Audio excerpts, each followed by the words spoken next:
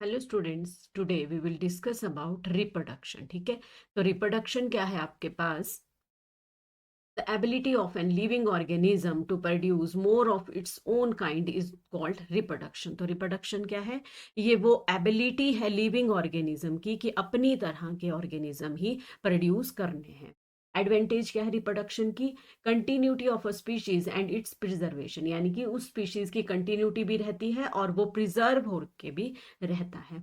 Increase the number and और the population of a species, तो उसमें क्या है कि नंबर भी इंक्रीज होगा और उसकी पॉपुलेशन भी इंक्रीज होगी। इनहेरिटेंस, इनहेरिटेंस का मतलब है transmission of character from one generation to another generation. Inheritance of a most favourable variation और क्वालिटीज ऑफ एन ऑर्गेनिज्म, यानी कि वो यूजफुल करेक्टर जो कि ट्रांसमिट होने हैं जनरेशन टू जनरेशन, तो वो भी हेल्प इसमें करता है। तो this is reproduction and the advantage of reproduction. तो इस चैप्टर में हम लोग टर्म्स को जो है वो पढ़ेंगे कि कौन कौन सी टर्म जो है वो किस किस तरीके से हम लोग पढ़ सकते हैं, या कौन कौन सी टर्म है उनको हम लोग कैसे डिफाइन कर सकते हैं। DNA, deoxyribonucleic acid. 1 mark में क्वेश्चन आ सकता है कि write the full form of DNA. तो deoxyribonucleic acid. Definition क्या है इसकी? It is the hereditary material. Hereditary material क्या है? Which can be pass from one generation to another, present in almost every cell of the living organism. हर living organism में जो hereditary material है, जो जेनेटिक मटेरियल है, जो कि ट्रांसमिट होता है one generation to another. It is double helix structure like twisted ladder. Double helix है यानी कि दो आपके पास क्वाइल्स होती हैं जो कि एक दूसरे के साथ बिल्कुल ही क्वाइल्ड स्ट्रक्चर में होता है, like a ladder. It is found nucleus of the cell. तो इस कहाँ पे प्रेजेंट होता है? ये न्यूक्लियस में प्रेजेंट होता है। फंक्शन ऑफ डीएनए, तो डीएनए का क्या फंक्शन है? It store all the instruction needed for an organism growth, development and functioning. तो क्या फंक्शन है डीएनए का? कि एक तो ये स्टोर करके रखता है सारी इंस्ट्रक्शन को जो कि जरूरत है हमारी ग्रोथ के लिए, डेवलपमेंट के लिए और उसकी फंक्शनिंग के लिए। It passes traits. ट्रेट्स क्या हुए आपके पास? हाइट होता है, जैसे आई कलर है, हेयर कलर है, हेयर की थिकनेस है, किस टाइप की है, फ्रॉम पेरेंट टू चिल्ड्रन, और हम इस बायोलॉजी टर्म में बोलते हैं इसको ऑफ स्प्रिंग्स। क्लियर है? इट पासिस ट्रेट्स यानी कि जैसे पेरेंट की हाइट है उसके मैच मैच करते ही आपकी हाइट भी हो गई। आई कलर है और हेयर कलर है, तो ये सारे जो हैं ये ट्रांसमिट होते हैं वन जनरेशन टू अनदर, जिनको हम ट्रेट्स बोलते हैं। डीएनए कंट्रोल सेल एक्टिविटी, जितनी भी एक्टिविटीज होती है, चाहे रेस्पिरेशन है, चाहे कोई भी एक्टिविटी है सेल की, वो सारी कंट्रोल करता है डीएनए। तो फुल फॉर्म क्या है डीएनए की? Deoxyribo nucleic acid. Next one is chromosome. तो क्रोमोसोम क्या होते हैं? They are thread like structure made of DNA and protein. Clear है? तो ये क्या है? एक थ्रेड लाइक धागे की तरह स्ट्रक्चर होते हैं जो कि डीएनए से बने होते हैं। क्लियर है? तो नेक्स्ट वन इज हमारे पास जीन्स। तो it carries jeans which control all the traits of the organism, यानी कि इट कैरी जीन्स, तो जीन्स को क्रोमोसोम कैरी करते हैं ताकि वो कंट्रोल कर सके ट्रेट्स को। ट्रेट्स क्या हुए हमारे पास? जैसे हेयर कलर हुआ, या फिर आई कलर हुआ, या हाइट हुई ऑफ किसी ऑर्गेनिज्म की। Genes the small segment of DNA that carries instruction to make a specific protein. तो ये क्या है? एक स्मॉल सेगमेंट है डीएनए का। क्लियर है? जो कि कैरी करता है इंस्ट्रक्शन ताकि स्पेसिफिक प्रोटीन जो है वो आपकी बन सके। कहाँ पे प्रेजेंट होता है? Nucleus of each cell. तो इसमें क्या क्या प्रेजेंट होता है क्रोमोसोम में? डीएनए है और हिस्टोन प्रोटीन है। Human have 46 chromosome. क्लियर है? तो इसमें कंफ्यूजन को बच्चों को कहाँ होता है? क्वेश्चन मार्क पूछा जाता है आपसे कि how many chromosome are present in human. अगर पूछा गया हाउ मेनी, तो लिखना है आपने 46 क्रोमोसोम, लेकिन अगर पेयर पूछा जाता है तो 23 पेयर्स। क्लियर है? बहुत सारे बच्चे इसको गलत करके आते हैं। तो पेयर में 23 और नंबर पूछा जाए तो 46 है हमारे पास। 22 पेयर्स जो होते हैं वो ऑटोजोम होते हैं। 1 पेयर जो है वो सेक्स क्रोमोसोम होता है। फीमेल में एक्स एक्स होता है और मेल में एक्स वाई होता है। क्लियर है?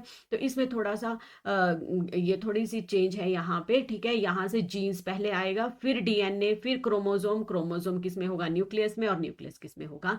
सेल में। या इसको हम ऐसे भी कर सकते हैं कि सेल में क्या है? न्यूक्लियस, न्यूक्लियस में क्या है? क्रोमोसोम, क्रोमोसोम में क्या है? डीएनए, और डीएनए का छोटा सा पार्ट है आपके पास जीन्स। तो ये है डीएनए के बारे में। Next one is variation. Variation क्या है?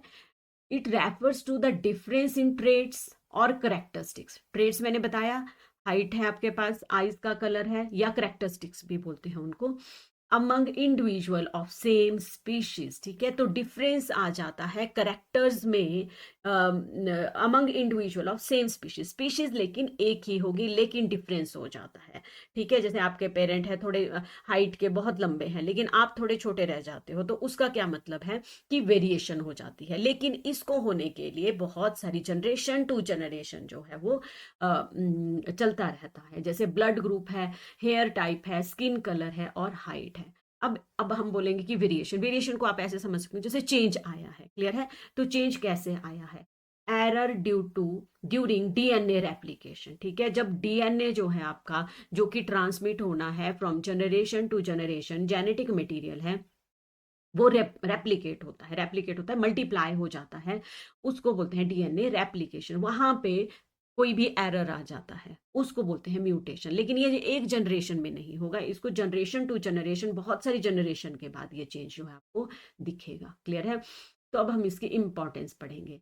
तो इंपॉर्टेंस क्या है इसकी? Variation help some individual survive environmental changes. ठीक है, तो इंडिविजुअल जो है, हम लोग सर्वाइव कर पाएंगे कोई भी इन्वायरमेंटल अगर चेंज हो जाएगी।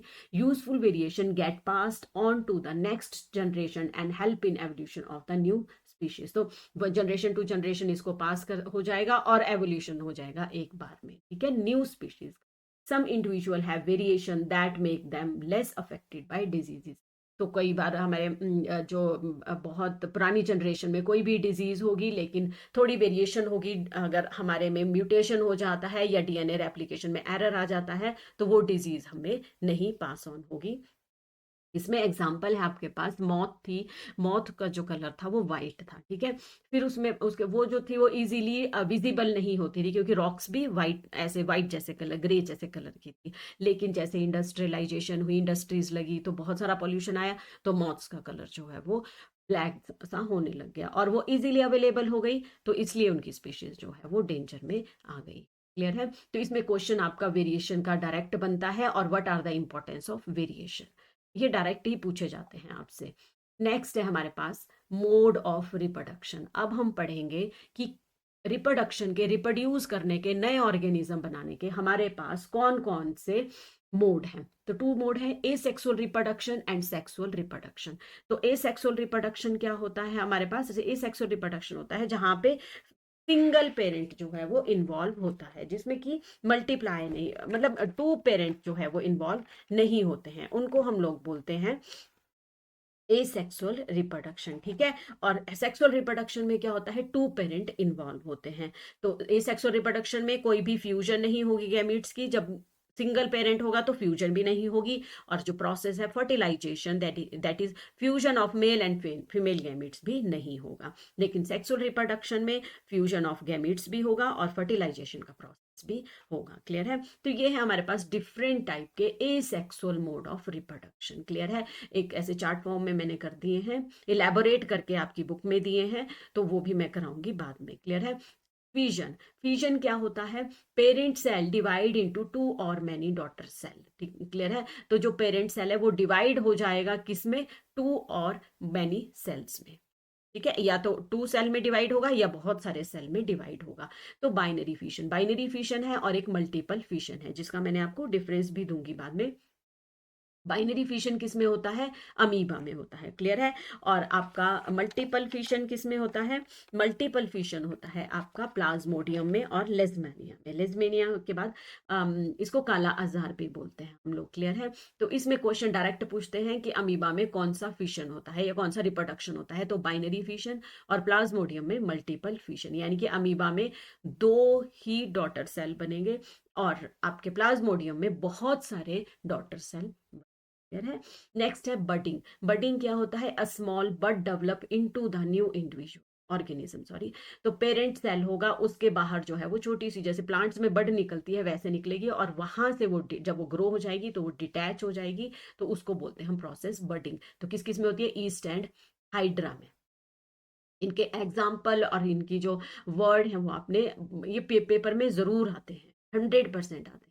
फ्रेगमेंटेशन क्या होता है, बॉडी जो होती है वो ब्रेक इनटू पीसेस, क्लियर है, into pieces, and each piece, हर एक पीस ग्रो करेगा न्यू ऑर्गेनिज्म में, जैसे स्पाइरो वगैरह।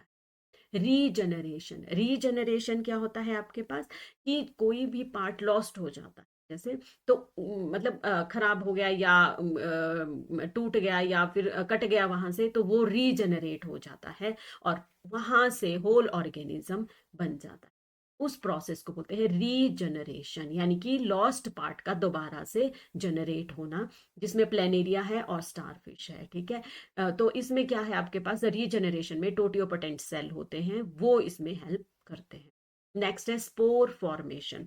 तो स्पोर फॉर्मेशन आता है आपके पास, spore formation, organism produce spore that grow into the new individual. तो इसमें न्यू इंडिविजुअल जो है वो ग्रो आपका करता है, क्लियर है। तो न्यू इंडिविजुअल बनेगा, तो इसमें क्या होता है आपके पास, जैसे राइजोपस में है, ठीक है, ब्रेड मोल्ड जिसको हम लोग बोलते हैं, ब्रेड मोल्ड में क्या होता है आपके पास, ब्रेड मोल्ड, जब आप ब्रेड बरसात में मानसून में थोड़े दिन रख देते हो बाहर, तो उसमें क्या होता है आपके पास, फंगस लग जाता है, तो उसमें स्पोर फॉर्मेशन होती है, क्लियर है। तो thread like structure and develop on the bread, clear है। तो ब्रेड के ऊपर थ्रेड लाइक स्ट्रक्चर बनने लग जाते हैं, जिनको हाइफे बोलते हैं हम। They are not reproductive part. On the other hand the tiny bob on the stick structure, उसमें से छोटे छोटे स्पोर निकलने शुरू होते हैं, तो उनको हम लोग राइजो बोलते हैं, या वहां से स्पोर जो है वो निकलते हैं। तो इसमें से क्वेश्चन आता है कि कौन सा पार्ट जो है वो रिप्रोडक्शन में इन्वॉल्व होता है, तो ये है हमारे पास tiny bob on the stick, ठीक है। वहां से जो है वो आपका स्पोर निकलेंगे, तो वहां से रिप्रोडक्शन जो होगी। वेजिटेटिव प्रोपेगेशन, तो ये तो थे हमारे पास डिफरेंट टाइप के। अब हम पढ़ेंगे वेजिटेटिव प्रोपेगेशन, यानी कि new plant grow from root, stem और लीव्स। तो हमारे पास जो प्लांट है वो ग्रो करेगा आपके पास कहाँ से, या तो स्टेम से करेगा, रूट से करेगा, या तो हमारे पास फिर स्टेम से करेंगे, ठीक है। रूट में कौन कौन से हैं इन्वॉल्व, स्वीट पोटैटो है, जिंजर है, गार्लिक है। स्टेम कटिंग से कौन सा होगा, रोज है आपके पास, हबिस्कस है, शुगर केन है, बोगनविलिया है, क्लियर है। और लेयरिंग, इसमें ही क्वेश्चन आ जाता है कि जैसे स्ट्रॉबेरी है या जैस्मिन है या बोगनविलिया है, इसमें कौन से मेथड से, कौन सा वेजिटेटिव प्रोपेगेशन मेथड है जो कि ग्रो करते हैं हम लोग, वो है लेयरिंग। लेयरिंग है, ठीक है। तो लेयरिंग में क्या करते हैं हम लोग, जैसे स्टेम है प्लांट की, उसको मिट्टी में दबा देते हैं, तो वहां से नया प्लांट जो है वो ग्रो हो जाता है। ग्राफ्टिंग है नेक्स्ट हमारे पास।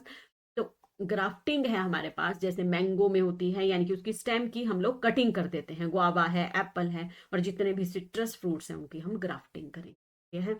नेक्स्ट वन है लीव से, तो ये एक ही एग्जांपल ब्रायोफाइलम, ठीक है। तो ये लीफ होता है एक, और उसके साइड साइड में जो है वो लीफ मार्जिन से जो है वो न्यू प्लांट ग्रो करते हैं, जिनको हम ब्रायोफाइलम बोलते हैं, और वहां से नया प्लांट जो है वो ग्रो हो जाता है आपके पास, क्लियर है। अब है अंडरग्राउंड स्टेम से, ये बहुत इंपॉर्टेंट है, ये भी कभी कभी एक आधे नंबर में आपसे पूछ लिया जाता है। That is rhizome, ginger, tuber potato, bulb, onion and garlic, corm है आपका अरबी, क्लियर है। तो this is all about vegetative propagation. अब ये वेजिटेटिव प्रोपेगेशन के हमने टर्म भी पढ़ ली और सारा भी पढ़ लिया। अब इसकी एडवांटेजेस क्या है, क्या क्या एडवांटेजेस है।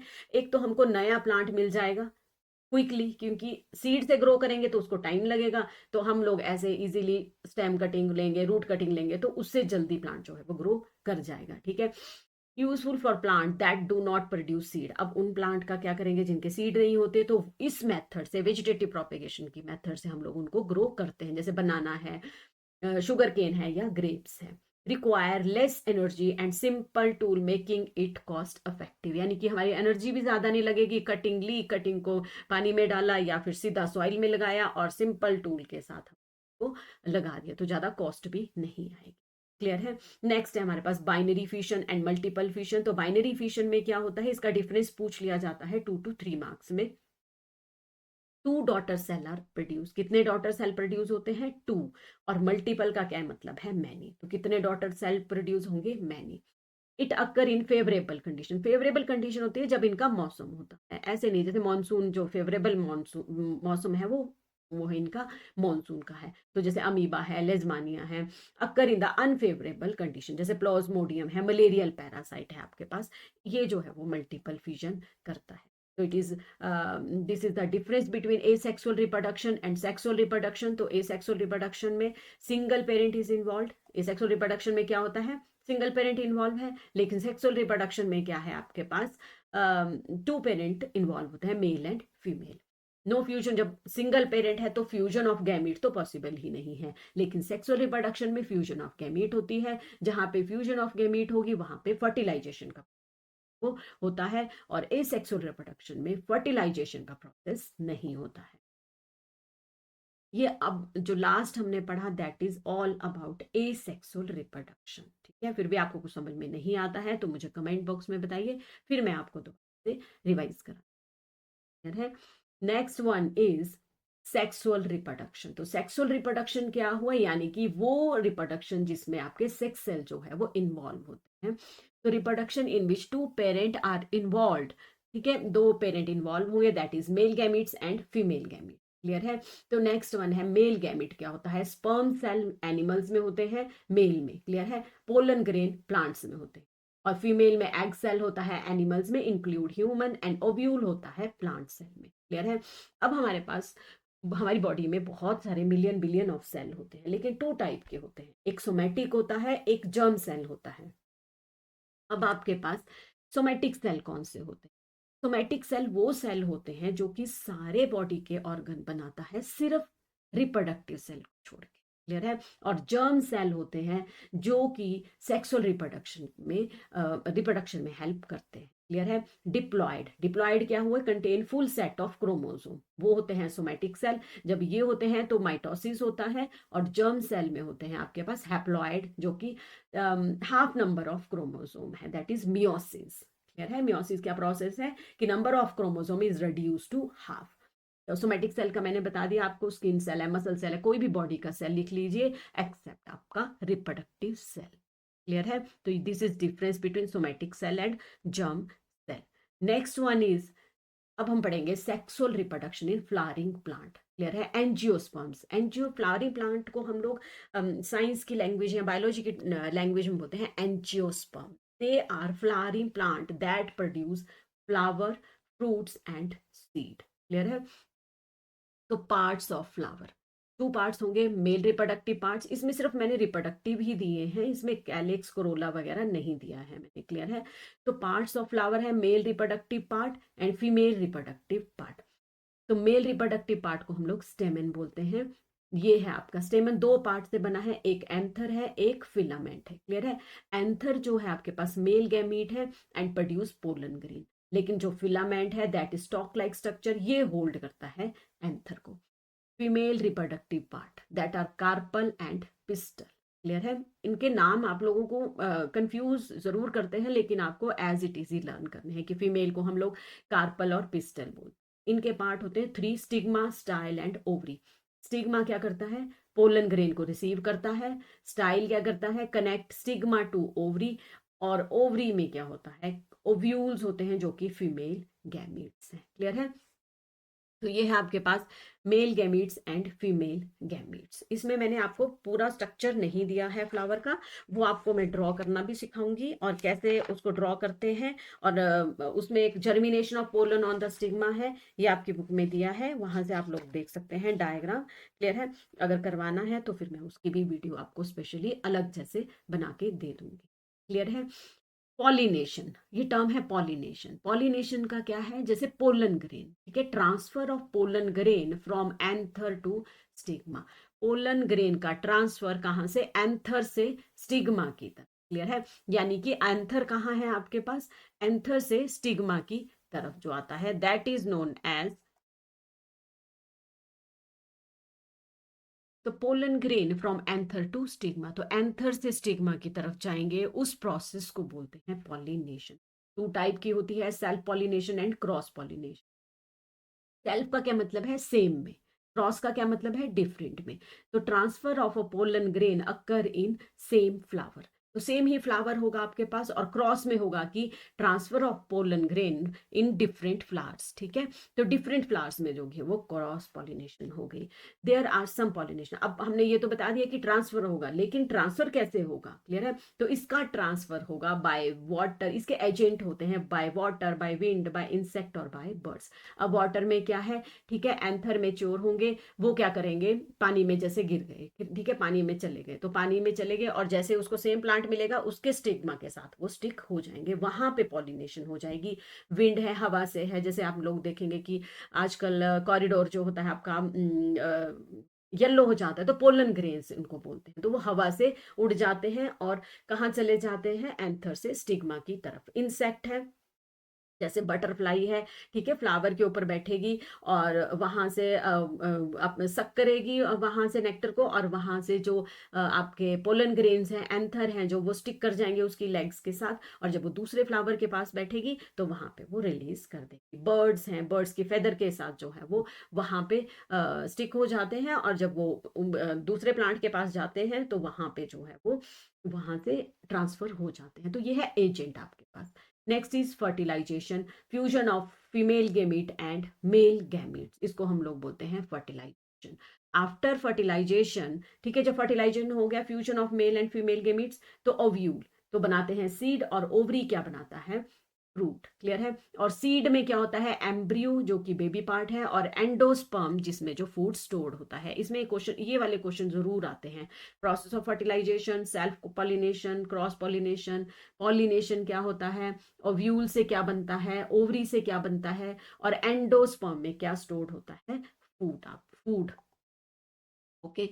अब सीड है हमारे पास, टू टाइप के सीड होते हैं, मोनोकॉटिलिडन्स एंड डाइकोटिलिडन्स। मोनोकॉटिलिडन्स, मोनो का मतलब होता है एक, और डाई का मतलब होता है दो।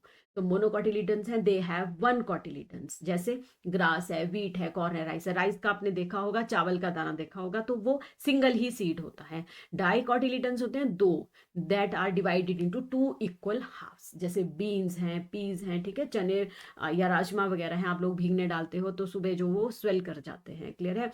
तो जब हम उनको तोड़ के देखते हैं तो वो that is equally divided into two halves, clear है। तो मोनोकॉटिलिडन्स में ये कॉटिलिडन्स है, कॉटिलिडन है, ये सीड कोट है बाहर से ब्राउन कलर का, ये एम्ब्रियो, यहाँ से नया प्लांट ग्रो कर जाता है। और इसमें ये है डाइकोटिलिडन्स, यानी कि दो हैं। अगर हम उनको थोड़े दिन, जैसे आप लोग स्प्राउट्स खाते हैं, क्लियर है, तो यहाँ से रूट निकलना शुरू हो जाती है और यहाँ से शूट। तो शूट, प्लेम्यूल, इसके टू पार्ट हैं, प्लेम्यूल एंड रेडिकल। इसमें एक नंबर का क्वेश्चन आता है कि प्लेम्यूल से क्या निकलता है, शूट, और रेडिकल से रूट। आर आर से लर्न कर, ठीक है। अब फंक्शन, अब सीड कोट का क्या फंक्शन है, एक तो इसको प्रोटेक्ट करके रखेगा जब अनफेवरेबल कंडीशन है, ठीक है, और जब फेवरेबल आएगी तो ब्रेक हो जाएगा और वहां से न्यू प्लांट निकल जाएगा। Protect the seed from injury, drawing and insect and disease, clear है। कॉटिलिडन्स का क्या मतलब है, कॉटिलिडन्स क्या क्या फंक्शन है, इसमें फूड जो है वो स्टोर्ड करके रखता है। नेक्स्ट है रेडिकल। रेडिकल क्या होता है, जहां से रूट निकलती है, प्लेम्यूल जहां से शूट निकलती, क्लियर है। तो ये है हमारे पास, this is all about sexual reproduction and आपका प्लांट्स के बारे में अब हमने पढ़ लिया, एंजियोस्पर्म प्लांट के बारे में। अब हम पढ़ेंगे, बहुत ही इंपॉर्टेंट है, जो कि है सेक्सुअल रिप्रोडक्शन में फ्यूजन ऑफ गैमीट्स होती है, और उसमें क्या है आपके पास, एडोलसेंस, ठीक है। एडोलसेंस क्या होता है, it is the period of the life when a child become a adult, जब चाइल्ड जो है वो थोड़ा सा बड़ा होने लगता है। एज है 10 to 18 ईयर्स, कई बुक्स में 10 to 16 भी दिया होता है, क्लियर है। तो टर्म है puberty, it is the stage of the life when a child body changes into adult body that can reproduce, यानी कि आपकी बॉडी जो है वो एक ये स्टेज, लाइफ का स्टेज है जिसमें आपकी बॉडी जो है दैट इज रेडी है, रेडी है रिप्रोड्यूस करने के लिए, लेकिन अभी रिप्रोडक्शन नहीं होता है, क्लियर है। सिर्फ सेल जो है वो मैच्योर होते हैं। गर्ल्स में ये पूछा गया है एक बार प्रीवियस ईयर पेपर में कि गर्ल्स की कितनी एज होती है प्यूबर्टी के लिए, 10 to 14, एंड बॉयज की 12 to 16 ईयर्स। कॉमन चेंजेस भी पूछते हैं कि what are the common changes that occur in girls and boys, clear है। तो हेयर ऑन प्यूबिक एरिया, जो आपका प्यूबिक एरिया वहां पे हेयर होंगे, pimples on the face, face पे कॉमन फैक्टर है ये, कॉमन चेंजेस, ओके। और हार्मोन। ओवरीज जो है वो गर्ल्स में जो है वो ओवरीज हैं जो कि एस्ट्रोजन रिलीज करती हैं, और बॉयज का जो आपका रिप्रोडक्टिव ऑर्गन है दैट इज टेस्टिस, जो कि टेस्टोस्टेरोन हार्मोन रिलीज करती है। मैंने आपको हार्मोन वाले चैप्टर में पढ़ाया था, क्लियर है। अब हम पढ़ेंगे male reproductive system and female reproductive system. Diagram मैंने ड्रॉ नहीं किया है, वो आपको अलग से मैं वीडियो बना के दे दूंगी, क्लियर है। मेल रिप्रोडक्टिव सिस्टम पार्ट है और इसके फंक्शन है, आपको एग्जैक्ट इजीली बहुत ही इजी वे में आपको लर्न हो जाएंगे। तो पार्ट कौन कौन से हैं? टेस्टिस है, स्कॉटम है, एपिडिडाइमस है, वॉस डिफरेंस है, सेमाइनल वेसिकल है, प्रोस्टेट ग्लैंड है। टेस्टिस क्या करती हैं? प्रोड्यूस द हार्मोन, ठीक है। एक तो प्रोड्यूस स्पर्म करेगी, क्लियर है। स्पर्म क्या है आपके पास? स्पर्म प्रोड्यूस करेगी और हार्मोन टेस्टोस्टेरोन करेगी, क्लियर है। स्कॉटम क्या है? Keep testis at lower temperature for sperm formation. तो स्पर्म फॉर्मेशन के लिए जो बॉडी का टेम्परेचर है उससे कम चाहिए, वो प्रेजेंट वो जो इन्वायरमेंट प्रोवाइड करता है उसको स्कॉटम बोलते हैं। एपिडिडाइमस स्टोर मेच्योर स्पर्म, ठीक है। मेच्योर, जब स्पर्म मेच्योर हो जाएंगे उनको स्टोर करके रखेगा। Vas deferens transfer the sperm from the testis to urethra, clear है। वो पास करेगा स्पर्म्स को टेस्टिस से यूरेथ्रा। ये रिप्रोडक्टिव आपके पास ये है स्पर्म, क्लियर है। Seminal vesicle and prostate gland. Seminal vesicle क्या करेगा? प्रोड्यूस सेमाइनल फ्लूइड, फ्लूइड करेगा ताकि वो इजीली फ्लो कर सके। और प्रोस्टेट ग्लैंड क्या करेगा? नरिशेस एंड प्रोटेक्ट, उसको नरिश करेगा और उसको प्रोटेक्ट करेगा। तो ये है पार्ट्स आपके पास और ये है इनके फंक्शन। तो ये आपको डायग्राम भी आ सकता है, लेबल करना भी आएगा, और इसके आपके फंक्शन भी पूछ सकते हैं कि कौन कौन से फंक्शन है, ठीक है। Urethra, passage for urine and semen, दोनों के लिए एक ही कॉमन पैसेज होता है मेल में, यूरिन के भी पैसेज के लिए और सेमेन के भी पैसेज के लिए, क्लियर है। तो इसमें आपने डायग्राम भी लर्न कर लेना है और उसके पार्ट्स के फंक्शन भी लर्न कर। नेक्स्ट है हमारे पास फीमेल रिप्रोडक्टिव सिस्टम। तो इसके पार्ट है ओवरीज, फैलोपियन ट्यूब, इसको ओविडक्ट भी बोलते हैं, यूट्रस है, सर्विक्स है और विजाइना है, क्लियर है। तो ओवरीज क्या करती है? ओवम, एग प्रोड्यूस करती है कि जो कि मंथ में एक बार रिलीज हो। हार्मोन, टू हार्मोन है, एस्ट्रोजन एंड प्रोगेस्टेरोन। फेलोपियन ट्यूब है, ओविडक्ट जिसको बोलते हैं, वहां पे fusion of male and female gametes होता है, दैट इज फर्टिलाइजेशन। यूट्रस क्या है? यूट्रस जो है आपका, यहाँ पे जो है वो इम्प्लांटेशन होती है, यानी कि फेलोपियन ट्यूब में फर्टिलाइजेशन होगी, वहां से वो कहाँ आएगा? यूट्रस में आएगा। और इसके अंदर की लाइनिंग को बोलते हैं एंडोमेट्रियम, क्लियर है। सर्विक्स, ये नैरो ओपनिंग है यूट्रस के लिए। वेजाइना क्या है? एक तो स्पर्म को आपका रिसीव करेगी और इसको बर्थ कैनाल भी लोग, क्लियर है। Next one is menstruation cycle. It occur in the females or girls, that is 28, इसकी ड्यूरेशन होती है 28 डेज, क्लियर है। अब हम इसको समझेंगे। ओव्यूलेशन क्या है? One egg is release every month, clear है। ओव्यूलेशन क्या है? कि ओव्यूल जो है वो मैच्योर हो गया है, या एग जो है वो मैच्योर हो गया है और हर एक मंथ में एक बार रिलीज होता है। फर्टिलाइजेशन, अगर तो फर्टिलाइजेशन हो गई आपकी फैलोपियन ट्यूब में तो क्या होगा? क्लियर है। तो उसमें क्या होगा आपके पास? अगर फर्टिलाइजेशन हो गई तो फिर बेबी कंसीव हो जाएगा और इम्प्लांटेशन हो गई। लेकिन अगर फर्टिलाइजेशन यानी कि फ्यूजन ऑफ मेल और फीमेल गैमीट नहीं होता है, यानी कि मेल से या आपके पास स्पर्म्स जो है वो नहीं आते हैं, तो क्या होता है कि इनर वॉल जो है, यूट्रस की जो इनर वॉल है वो शेड होने लगती है, और वहां से कैपिलरीज, ब्लड कैपिलरी जो है वो टूटने लगती है, और वहां से जो है वो ब्लड जो है वो रिलीज होने लगता है। उस प्रोसेस को बोलते हैं हम मेंस्ट्रुएशन साइकिल्स। कितने ड्यूरेशन तक है? 3 to 5 डेज तक है, और साइकिल रिपीट एवरी 28 डेज के बाद जो है ये साइकिल दोबारा से रिपीट होता है। तो मेंस्ट्रुएशन साइकिल क्या है? 28 डेज का है आपके पास। ओवल्यूशन क्या है? यानी कि one egg is release every month.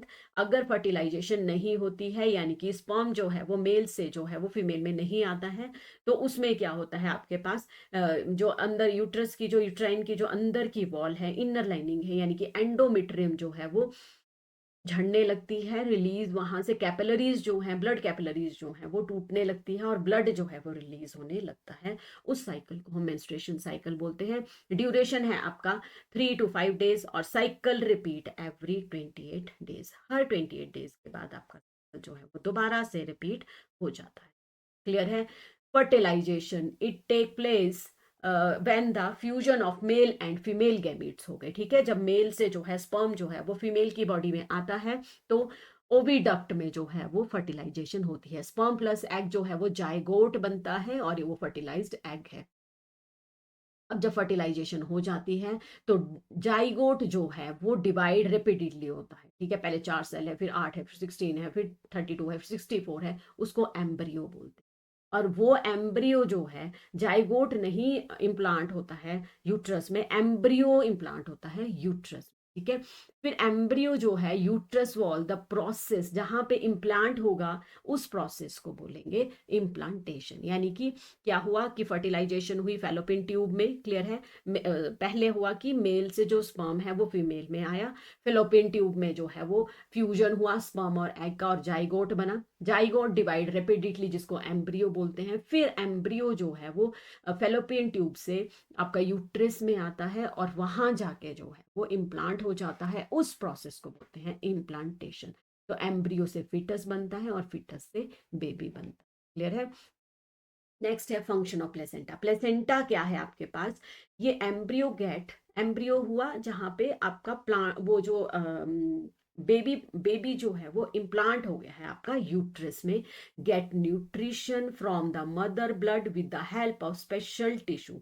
ठीक है, तो अब मदर के वॉर्म के अंदर जो है वो बेबी है तो उसको भी न्यूट्रिशन चाहिए। तो जहां से जिस वॉल से या जिस लेयर से जिस स्पेशल टिश्यू से मिलता है न्यूट्रिशन उसको बोलते हैं हम प्लेसेंटा। क्लियर है? It contain villi on embryo side of the tissue. This provide large surface area for glucose and oxygen to pass from the mother to embryo. यानी कि जितने भी एसेंशियल न्यूट्रिएंट्स हैं जो भी एम्ब्रियो को या आपके फिटस को चाहिए, क्लियर है, वो प्लेसेंटा के थ्रू जो है विलाय लाइक स्ट्रक्चर है उसमें से पास ऑन होते रहते हैं। तो क्या फंक्शन है प्लेसेंटा का? और न्यूट्रिशन को सप्लाई करता है और ऑक्सीजन को सप्लाई करता है। क्लियर है?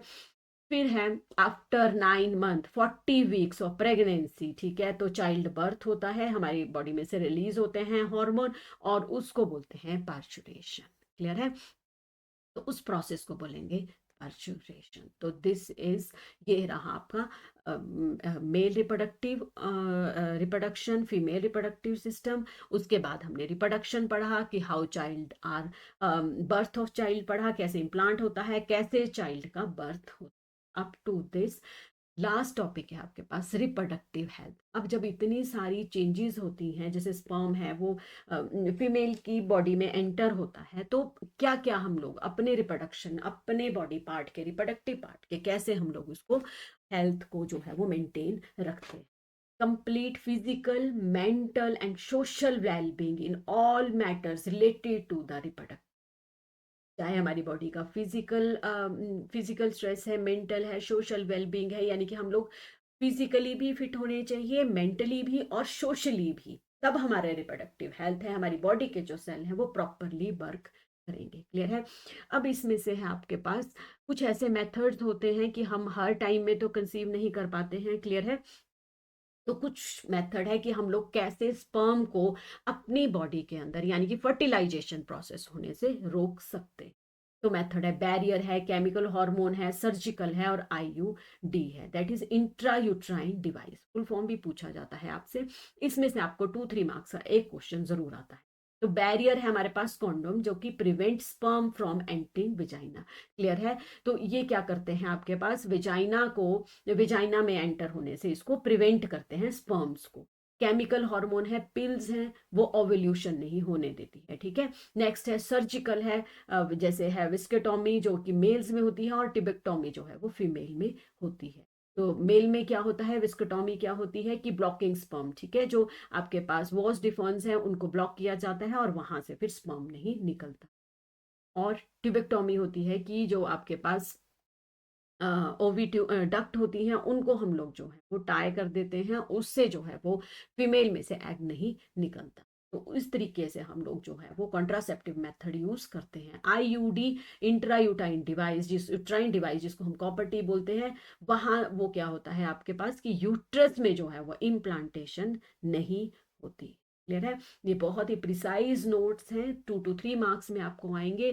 ठीक है? वेस्किटोमी क्या है? It is a small surgical procedure in which the vas deferens sperm duct जिसको बोलते हैं of man cut and tie. तो इनको क्वेश्चन पूछ जाता है आपसे कि मेल में कौन सा रिप्रोडक्टिव कॉन्ट्रासेप्टिव मेथड जो है हम लोग सर्जिकल मेथड जो है वो यूज करते हैं, तो वेस्किटोमी है। ट्यूबेक्टोमी है कि small surgical procedure in which a women's fallopian tube या ओविडक्ट को कट कर देते हैं और टाई कर देते हैं, और वहां से जो है वो एग सेल जो है वो रिलीज नहीं होता है। क्लियर है?